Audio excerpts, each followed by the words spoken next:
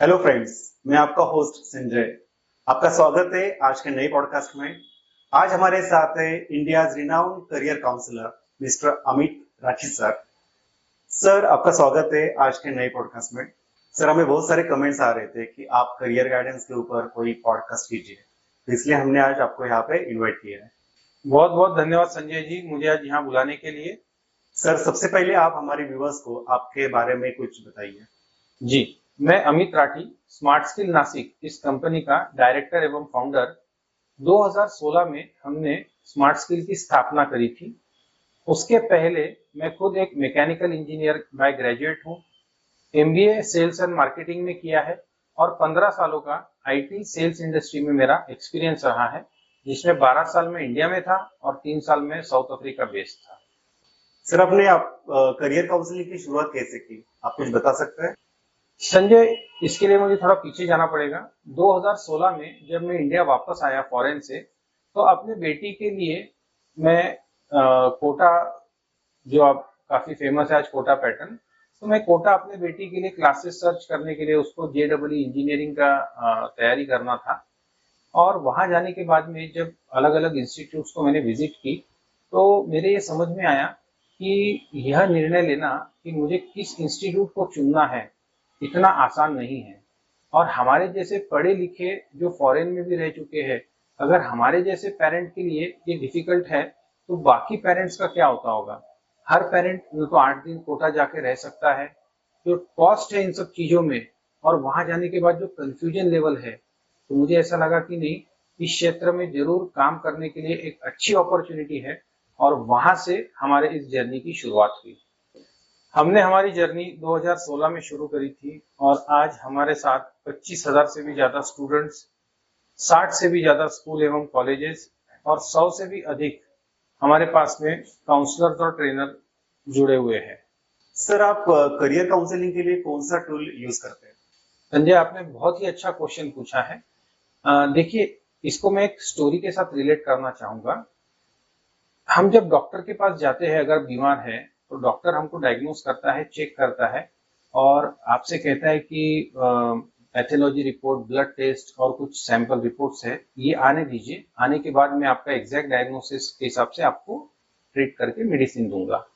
तो जैसे डॉक्टर के लिए वो सारी रिपोर्ट्स एक बेस होता है, ठीक संजय उसी तरह हमने यहाँ आने के बाद में जब देखा कि एप्टीट्यूड टेस्ट, साइकोमेट्री टेस्ट, इस तरह की कुछ टेस्ट इंडिया में बच्चों के करियर को आइडेंटिफाई करने के लिए, जिसको मराठी या हिंदी में कल चाचनी भी कहते हैं, ये टेस्ट यहाँ होती थी।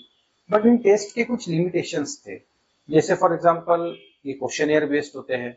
अगर गलती से बच्चे ने क्वेश्चन का आंसर गलत दे दिया, तो जो आउटपुट आएगा वो आउटपुट भी वेरी करेगा, मैच नहीं करेगा।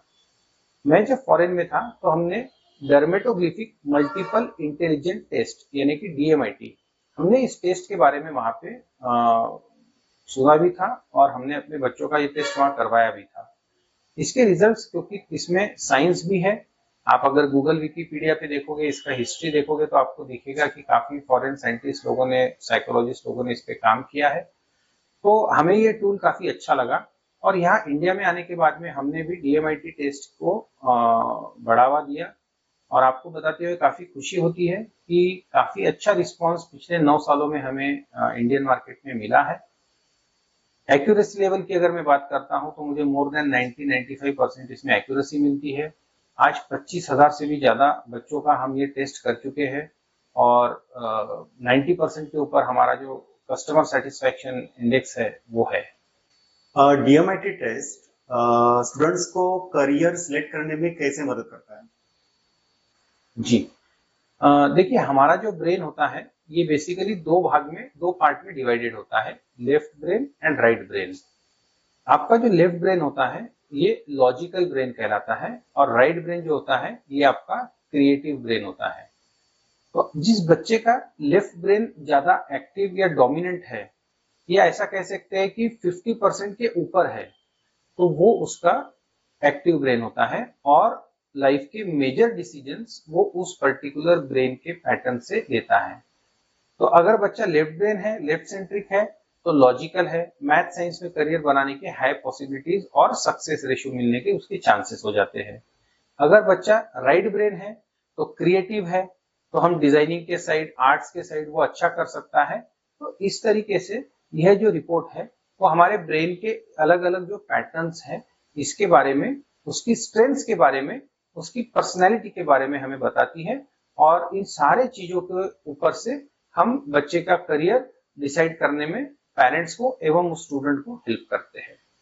सर आप हमें बता सकते हैं कि ये टेस्ट हम किस उम्र में कर सकते हैं? जी, ये बहुत ही वैलिड क्वेश्चन आपने पूछा है। तो मैं बता दूं दर्शकों को कि हमारा जो ब्रेन है ना, ये 3 अलग अलग स्टेजेस में डेवलप होता है। 0 to 8 ईयर्स के बीच में ब्रेन तेज रफ्तार से, यानी कि ऐसा समझ लीजिए 60 to 70% ब्रेन 8 वर्ष की उम्र तक बच्चे का डेवलप होता है। नेक्स्ट स्टेज होता है 9 से 12 साल, जब हमारा ब्रेन 20% डेवलप होता है, और रिमेनिंग 10% 13 से 14 साल की उम्र में।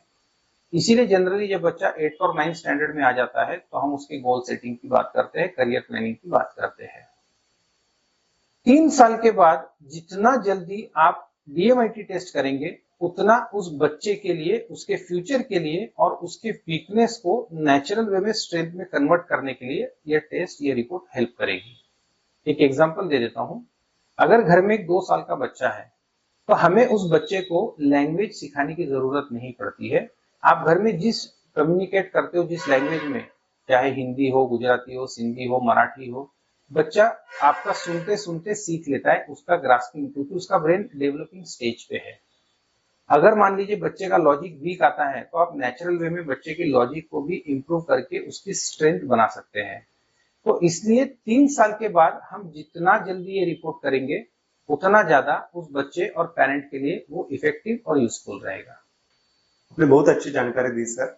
सर मेरा और एक क्वेश्चन था कि DMIT टेस्ट जो सर्विस करते हैं तो वो लोग भी कर सकते हैं? जी संजय, तो बेसिकली जब हम ये रिपोर्ट करते हैं तो इस रिपोर्ट में हमें 3 सवालों के मेजरली आंसर मिलते हैं। पहला जो क्वेश्चन जिसे ये रिपोर्ट एड्रेस करता है वो है कि आज इतने जो मल्टीपल एजुकेशन में स्ट्रीम्स और ऑप्शंस है, इसमें से हमारे लिए बेस्ट एजुकेशन वाला ऑप्शन कौन सा है। सेकेंड, जब हमारा एजुकेशन कंप्लीट हो गया है और अब हम अपने करियर की तरफ आगे बढ़ रहे हैं, तो करियर में कुछ लोग होते हैं जो जॉब अच्छे तरीके से कर सकते हैं और कुछ लोग होते हैं जो बिजनेस अच्छे तरीके से कर सकते हैं। अगर हम जॉब में जा रहे हैं तो जॉब में भी there are different profiles, sales, marketing, HR, finance, quality control, research, R&D, shop floor. तो आप किस पर्टिकुलर सेक्शन या डिपार्टमेंट में अच्छा कर सकोगे। और अगर आप बिजनेस में जा रहे हो तो बिजनेस में भी हमें पार्टनरशिप कैसे सूट होंगी, किस नेचर ऑफ बिजनेस में हम ज्यादा अच्छा कर पाएंगे, फाइनेंस का कंट्रोल हमने रखना चाहिए या नहीं, हमारा कम्युनिकेशन कैसा है, ये सारी बातें हमें रिपोर्ट के माध्यम से पता चलती है। तो डेफिनेटली अगर जॉब करना चाहिए, बिजनेस करना चाहिए, स्विच ओवर करना चाहिए, इसमें भी ये रिपोर्ट आपको हेल्प करती है। सर मेरा और एक क्वेश्चन था कि आप MBBS, इंजीनियरिंग, MBA के एडमिशंस में स्टूडेंट्स को कैसे हेल्प करते हैं? जी, हमने जब इसकी शुरुआत करी थी 2016 में, तो कुछ ही समय में, कुछ ही वर्षों में जो क्लाइंट हमसे सेटिस्फाई होता था करियर काउंसलिंग को लेकर के, फिर जब उनका बच्चा 10th हो जाता था, 12th होता है, तो वही लोग हमारे पास आते थे कि सर आप हमारी एडमिशन में भी किस तरह से हेल्प कर सकते हैं। तो हमने ये पाया, जब हम देखते थे कि तीसरे राउंड में, चौथे राउंड में सीट्स तो वैकेंट होती है बट बच्चों का, पेरेंट्स का पेशेंस, फॉलो अप कम हो जाता है, तो कई बार ऐसा होता है कि हम गिव अप कर देते हैं, हम दूसरे कोर्स की तरफ डाइवर्ट हो जाते हैं, स्विच हो जाते हैं। तो हम लोग आखिरी राउंड तक हम वेट करते थे, स्पॉट राउंड तक, कभी कभी स्टे वैकेंसी राउंड तक हम देखते थे। और फिर हम सोशल मीडिया का हम लोगों ने सपोर्ट लिया, हम कई सारी ऐसी पोस्ट डाल देते थे कि भाई इस कॉलेज में ये राउंड में ये सीट्स खाली है। तो धीरे धीरे लोग हमसे जुड़ते गए। फिर हम लोगों ने आज AI बेस, हमने अपने खुद के कुछ पिछले 5 सालों के, 10 सालों के कट ऑफ्स के हिसाब से हमने हमारा कुछ इंटरनल सॉफ्टवेयर बना लिया है जो हेल्प करता है बच्चों को आइडेंटिफाई करने में कि उनके मार्क्स के हिसाब से उन्हें क्या मिल सकता है। तो इस तरीके से ये जर्नी हम लोगों ने 2017-18 से फुल फ्लेज में शुरू करी, और आज की डेट में आपको बता दूं कि करीब 1000 से 1200 बच्चे हर साल हमारे पास में एडमिशन काउंसलिंग के लिए आते हैं, जिसमें हम उनको starting from form filling, choice selection, sequencing, किस तरह से आपको सीक्वेंस डालना है, डॉक्यूमेंट्स क्या क्या लगेंगे, इन सारे सेक्शंस में हम उनको हेल्प करते हैं। बहुत ही अच्छी जानकारी दी सर आपने। मुझे और एक जानना था कि इंडिया और जो फॉरेन कंट्रीज है, तो इनके एडमिशन प्रोसेस में क्या डिफरेंस है? जी, अभी तो हम देख रहे हैं कि पूरा ग्लोबल आज इंटरनेशनल लेवल पे ट्रेड भी हो रहा है, फॉरेन एक्सचेंज प्रोग्राम्स भी हो रहे हैं, तो एजुकेशन में भी कई बच्चे हैं जो भारत से बाहर जा रहे हैं, खास करके जो एमबीबीएस वाले होते हैं। अब इनके बाहर जाने के दो मेजर रीजंस होते हैं। एक कि हर बच्चा नीट में चाहे उतने मार्क्स नहीं ला सकता है, तो मेरिट पे उस बच्चे को सीट नहीं मिल रही है। और दूसरा रीजन होता है कि बच्चे ने नंबर तो ला लिए, बट हर बच्चा प्राइवेट कॉलेज में इतनी फीस अफोर्ड नहीं कर पाता है। तो या तो कोई कॉस्ट इफेक्टिवनेस के लिए फॉरेन जा रहा है, या फिर कोई अपने ड्रीम को फुलफिल करने के लिए जिसे यहाँ एमबीबीएस नहीं मिल रहा है, वो बच्चा जाता है। तो हमने फिलीपींस है, ऐसी कुछ कंट्रीज है कि जहाँ पे क्लाइमेटिक कंडीशंस भी इंडिया को मैच करती है, जहाँ पे लैंग्वेज का भी उतना बैरियर नहीं है, और जहाँ पे कॉस्ट फ्रीडम भी उनको मिल जाता है। तो जैसे नेपाल है, फिलीपींस है, तो यहाँ पे हम बच्चों को उनके ड्रीम करियर की तरफ मोटिवेट करते हैं। उनका पूरा starting from A to Z उनके एडमिशन प्रोसेस में उनको हेल्प करते हैं, जहाँ तक कि वीजा की रिक्वायरमेंट है, वहाँ पे उनके रहने की है, हॉस्टल्स की है। तो ये सारा पूरा एंड टू एंड हम लोग बच्चों को सपोर्ट देते हैं, ताकि उन्हें और उनके पेरेंट्स को बिल्कुल भी एक हैजल फ्री एडमिशन प्रोसेस का अनुभव मिले। सर आपने बहुत ही अच्छी जानकारी दी है हमारे व्यूअर्स को। तो मुझे और एक चीज जाननी थी कि स्टूडेंट्स एंड पेरेंट्स वो करियर चूज करते समय कौन सी गलतियां करते हैं जनरली? जी, देखिए, कुछ बेसिक गलतियां होती हैं। सबसे पहली गलती जो हमने अभी तक नोटिस करी है कि बच्चा अभी 10th हो गया है या 12th हो गया है, हम केवल आज को देख करके बच्चे का करियर सिलेक्ट करते हैं, और मैं समझता हूं ये सबसे बड़ी और सबसे इंपॉर्टेंट गलती है। करियर आपको ऐसा सिलेक्ट करना है जिसका मिनिमम 15 से 20 साल का इंडस्ट्री में फ्यूचर दिख रहा है। एक एग्जांपल आपको मैं दे देता हूं। अगर मुझे पूछा जाए कि आप मोबाइल रिपेयरिंग का शॉप डालेंगे या टाइपराइटर रिपेयरिंग का, तो ऑब्वियस सी बात है, मैं कहूंगा कि मैं मोबाइल रिपेयरिंग में जाऊंगा। क्यों? क्योंकि आज 100 में से 99 लोगों के पास में मोबाइल है, मगर केवल एक व्यक्ति के पास में टाइपराइटर है। तो ये बहुत जरूरी है हमें ये देखना कि जिस इंडस्ट्री में हम करियर बनाना चाहते हैं, उस इंडस्ट्री का फ्यूचर क्या है, ट्रेंड क्या है। और यही मेजर मिस्टेक होती है जो पेरेंट्स नहीं समझते हैं। दूसरी एक कॉमन मिस्टेक होती है कि हम, कई बार ऐसा हो जाता है कि बड़े बेटे ने ये किया है या घर में किसी ने ये किया है, तो बेटा आप भी उसी दिशा में जाओ।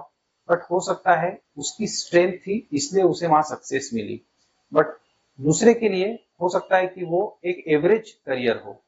तो मैं हमेशा एक पेरेंट्स से ये अपील करता हूँ कि हर बच्चा यूनिक है, हर बच्चे में कुछ तो डिफरेंट स्किल है। तो आप अपने बच्चे के स्किल्स को पहले एनालाइज करिए, उस इंडस्ट्री को समझिए, और फिर उसके करियर सिलेक्शन में आप उसको आगे बढ़ने दीजिए। ओके, आपने बहुत ही अच्छी जानकारी दी सर।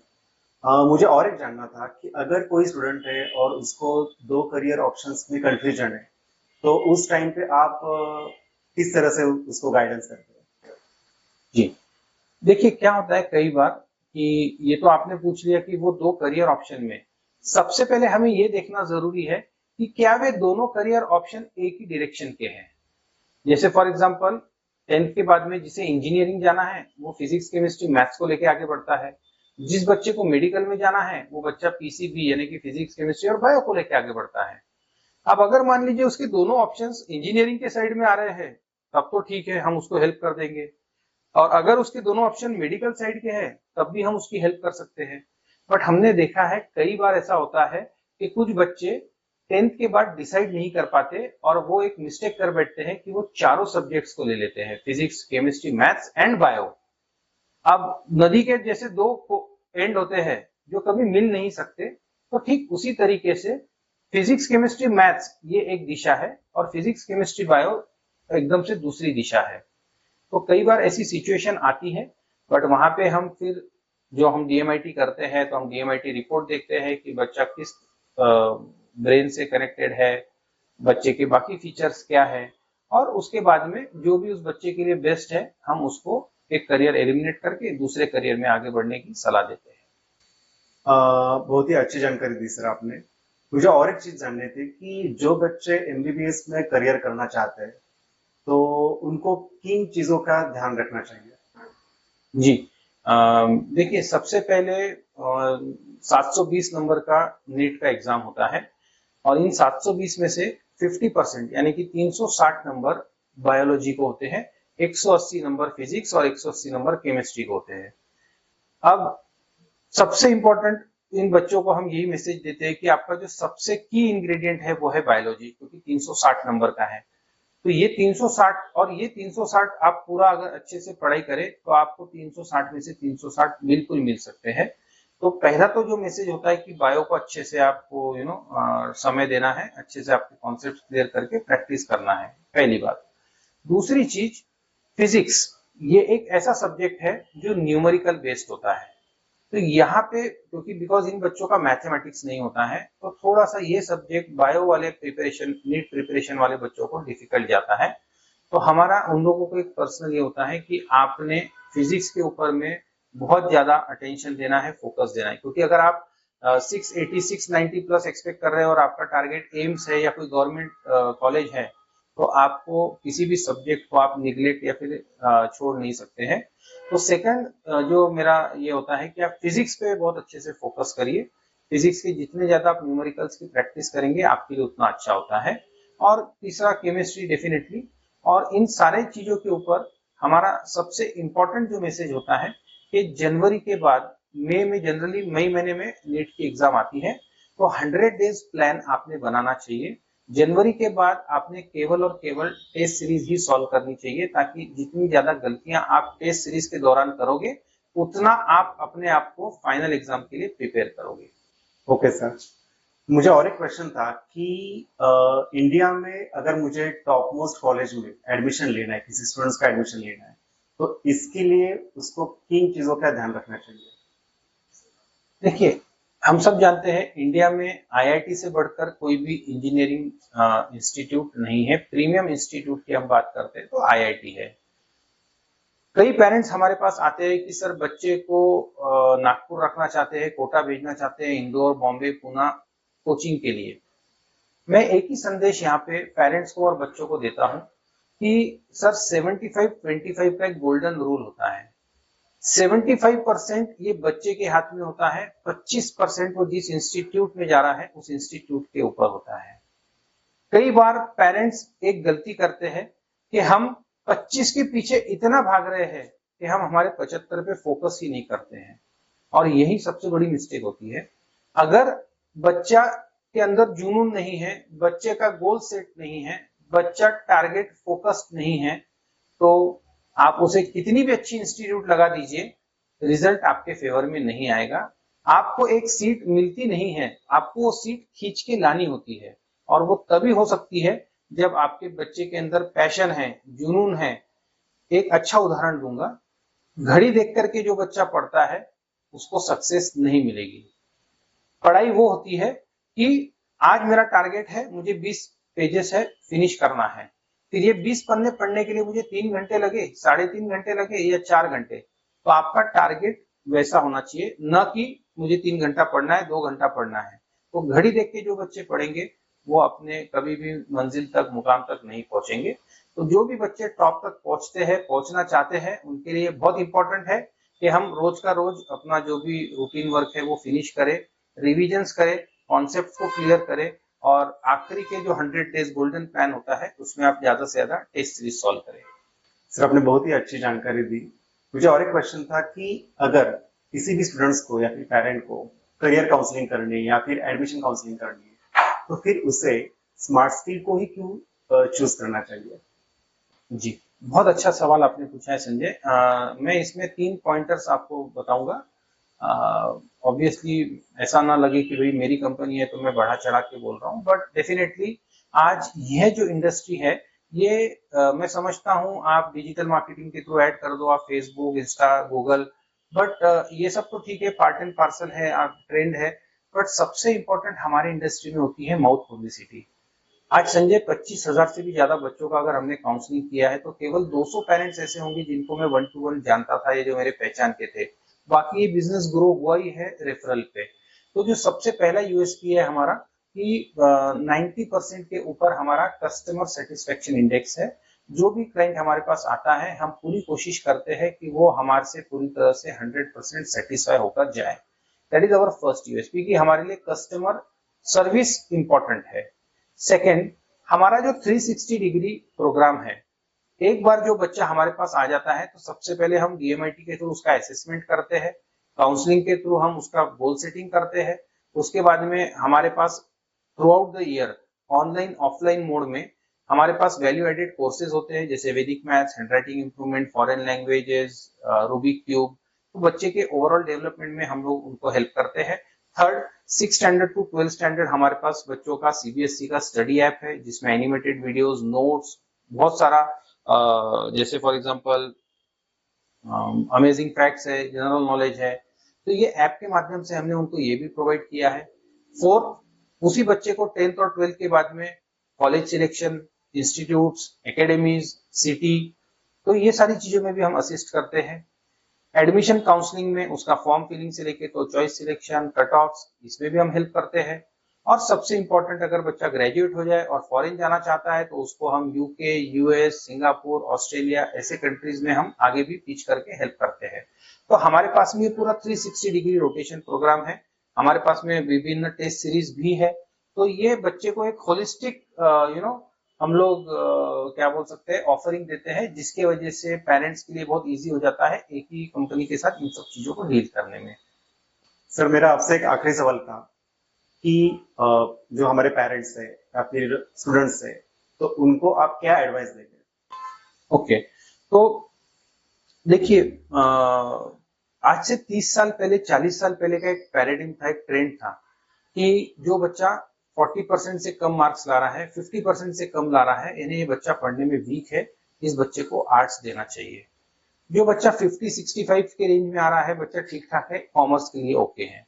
और 70 अब जो बच्चा स्कोर कर रहा है, ये बच्चा होशियार है, क्लेवर है, इसको साइंस देना चाहिए। तो ये आज से 30-35 साल पहले का एक मैथोलॉजी था, ट्रेंड था। बट आज अगर हम देखें तो आर्ट्स यानी ह्यूमैनिटीज, कॉमर्स हो या साइंस हो, आज कोई भी स्ट्रीम कम नहीं है, इक्वल अपॉर्चुनिटीज है। तो मैं एक ही मैसेज देना चाहूंगा पेरेंट्स को और बच्चों को कि केवल जो 7-8 बहुत ज्यादा ट्रैफिक वाले करियर्स है हमारे यहाँ पे, जैसे कि engineering, medical, CA, pharmacy, architecture, MBA, UPSC, केवल यही करियर ऑप्शंस नहीं है। आप यहाँ से बाहर भी निकल के देखिए, there are more than 500 new age career options. तो मेरा मैसेज यही रहेगा कि आप अपने बच्चे का इंटरेस्ट और स्ट्रेंथ इसको समझिए, पैशन और प्रोफेशन को समझिए, और उसके अनुकूल आप उसको करियर सिलेक्शन में हेल्प करिए। सर, आप हमारे स्टूडियो में आए, आपने हमारे व्यूवर्स को बहुत सारी information the regarding career counselling and admission counselling. तो इसके लिए आपका बहुत बहुत धन्यवाद। बहुत बहुत धन्यवाद संजय, और मुझे भी काफी अच्छा लगा आपसे मिलके। और हमेशा से हमारी ऊर्जा रही है कि हम आने वाले हमारे देश को जो सर्व करने वाली हमारी जो नेक्स्ट जनरेशन है, हम इन बच्चों की, पालकों की हम किस तरीके से सहायता, मदद कर सकते हैं। पुनश्च एक बार बहुत बहुत धन्यवाद। Thank you.